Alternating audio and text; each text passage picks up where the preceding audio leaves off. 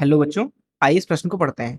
एक तार में 1 एम्पीयर धारा प्रवाहित हो रही है। यदि इलेक्ट्रॉन का आवेश 1.6 × 10⁻⁹ माइनस 19 तो प्रति सेकंड तार में प्रवाहित इलेक्ट्रॉनों की संख्या है। पहला ऑप्शन है 0.625 × 10⁻⁻, दूसरा ऑप्शन है 6.25 × 10⁻⁸, तीसरा ऑप्शन है 1.6 × 10⁻⁻−19, चौथा ऑप्शन है 1.6 × 10⁻+19। आइए इस प्रश्न की मुख्य अवधारणा की चर्चा करें। मान लेते हैं कि हमारे पास में एक धारावाही तार है कुछ इस तरीके से, जिसमें से आई धारा प्रवाहित हो रही है कुछ इस तरीके। यहाँ इसके अंदर एक अनुप्रस्थ काट क्षेत्रफल ले लेते हैं कुछ इस तरीके से।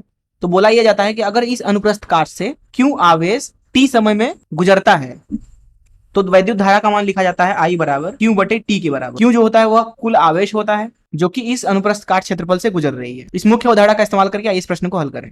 तो यहाँ बोला जा रहा है कि जो तार है उसके अंदर धारा जो प्रवाहित हो रही है वो 1 एम्पीयर है।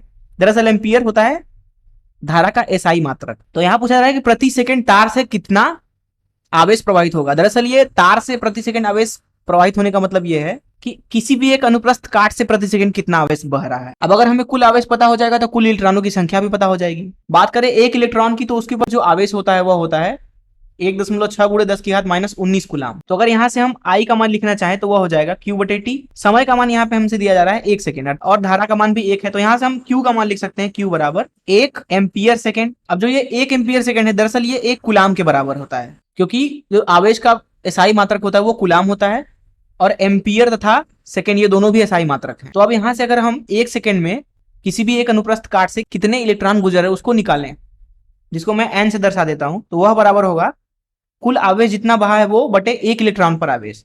कुल आवेश यहाँ पे 1 कूलाम है और 1 इलेक्ट्रॉन के ऊपर जो आवेश है वो होता है 1.6 × 10⁻⁻19 कूलाम। तो यहाँ कूलाम से कूलाम कट जाएगा और हमें इलेक्ट्रॉनों की संख्या मिलेगी जो कि बराबर आएगा 6.25 × 10⁻18 के बराबर। आइए देखते हैं हमारा कौन सा ऑप्शन सही है।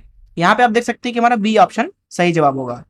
मैं आशा करता हूं कि आपको इस प्रश्न का हल जरूर समझ में आया होगा। धन्यवाद।